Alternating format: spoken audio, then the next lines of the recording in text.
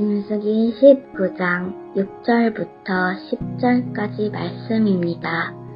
제사장은 백향목과 우슬초와 붉은색 양털을 조금 가져다가 암송아지를 사르고 있는 불 위에 던져야 한다.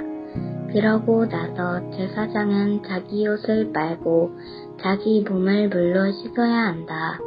그 후에야 그는 진 안으로 들어올 수 있다. 그러나 그는 저녁 때까지 부정할 것이다. 암송아지를 태우는 사람도 또한 자기 옷을 빨고 자기 몸을 물로 씻어야 하는데 그 또한 저녁 때까지 부정할 것이다. 그리고 정결한 사람이 암송아지의 죄를 모아서 진 밖에 정결한 장소에 갖다 놓아야 한다. 그리고 이스라엘 자손의 회중을 위해 정결하게 하는 물에 쓰도록 그것을 복원해 두어야 한다. 그것은 죄를 씻기 위한 것이다.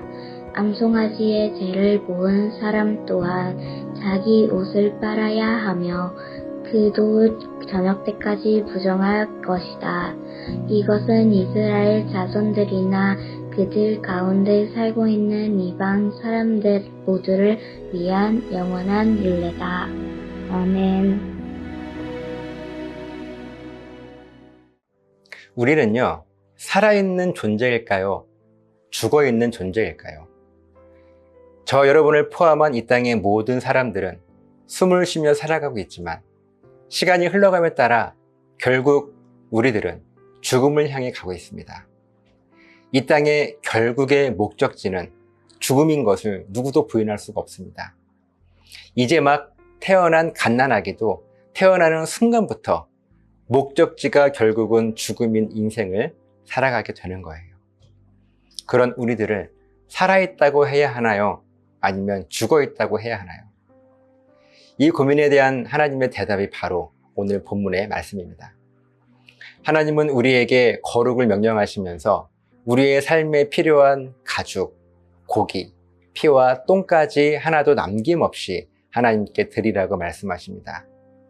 오늘 본문 7절 말씀을 보면 이렇게 희생 제물을 죽인 제사장은 죽음과 접촉했기 때문에 자기의 옷을 빨고 몸을 물로 씻어야 하고 저녁까지 부정한 상태가 될 것이라고 말씀하십니다.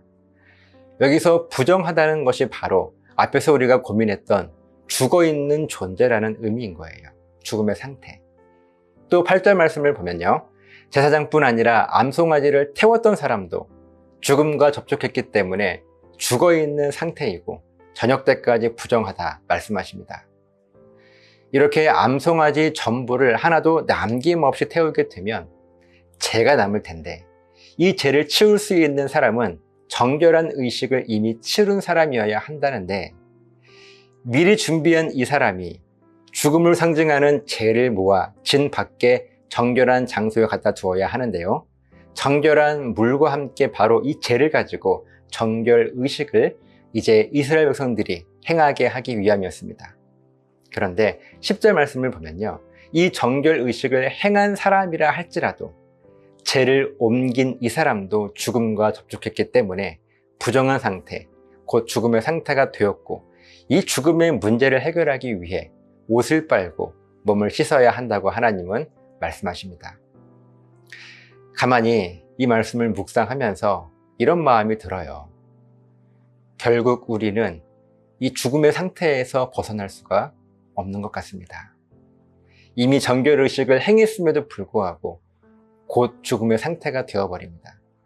옷을 빨고 몸을 씻어도 금방 거룩해지는 것도 아닙니다. 정해진 때까지는 죽음의 상태에 그대로 머물러 있어야 합니다. 그럼 결국 우리는 살아있는 존재라 말하는 것이 맞을까요? 아니면 죽어있는 존재라 말하는 것이 맞을까요? 오늘 말씀을 조금만 더 깊이 묵상해 보면 그 답을 깨달을 수 있습니다. 이렇게 하나 저렇게 하나 하나님께서 준비하시고 인도하시는 우리 인생의 목적지는 죽음이 아닌 생명입니다. 하나님은 생명을 준비하세요. 세상은 그 결국이 죽음이지만 하나님께서 이끄시는 우리의 인생의 결국은 생명입니다. 비록 지금은 부정한 모습, 즉 죽음의 상태이겠지만 어떻게든 우리는 거룩해질 것이고요. 생명의 상태가 될 것입니다. 이것은 우리의 노력이나 능력이 아닙니다. 오직 하나님께서 우리를 생명의 상태로 변화시켜 주시는 것입니다. 이것이 하나님의 선물입니다. 하나님의 구원 약속인 거예요.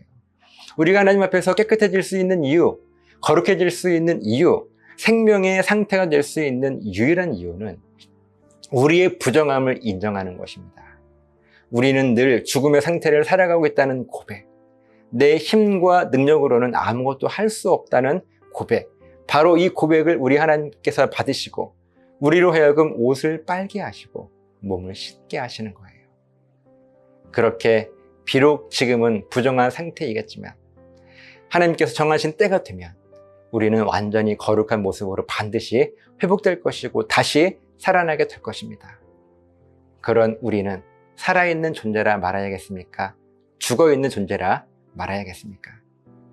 여러분 어떻게 대답하시겠어요? 사실 둘 중 하나로 답을 할 수 있는 질문은 아닙니다. 이렇게 말씀하셔야 돼요. 이렇게 고백하셔야 돼요.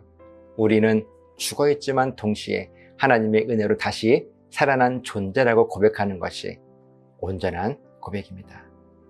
비록 죽음의 상태를 살지만 영원한 생명이 무엇인지를 깨닫고 살아가는 하나님의 사람들이 바로 우리인 거예요.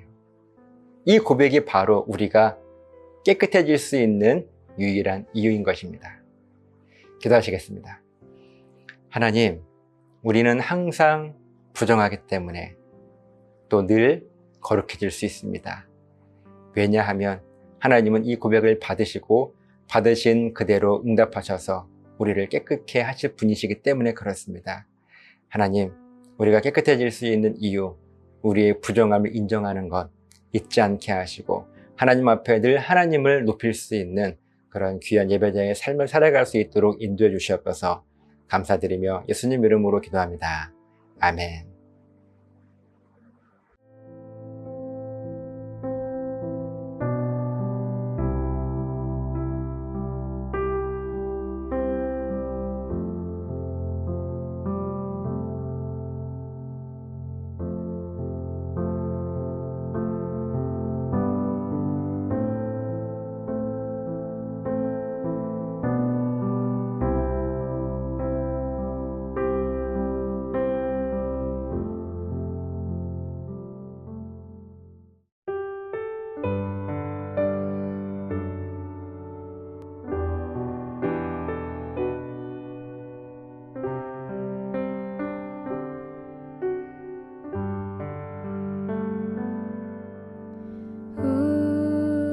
주는 위대하며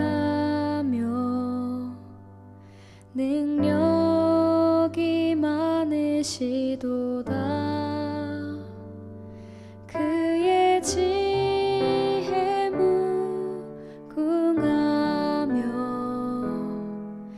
인자는 영원하도다.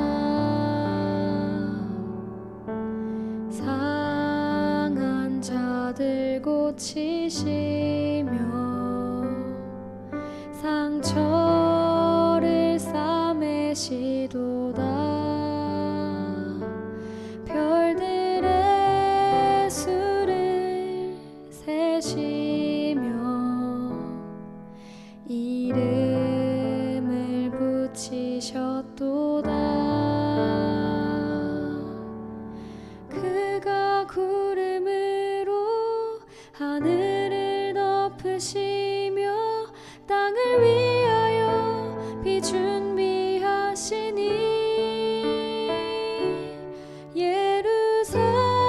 예루살렘아 여호와를 찬송할지어다. 내 하나님을 감사함으로 그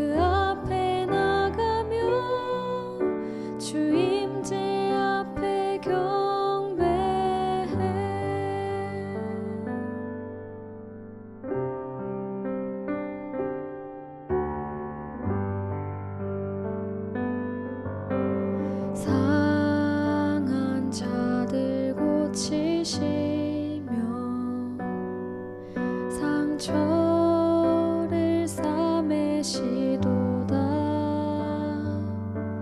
별들의 수를 세시며 이름을 붙이셨도다.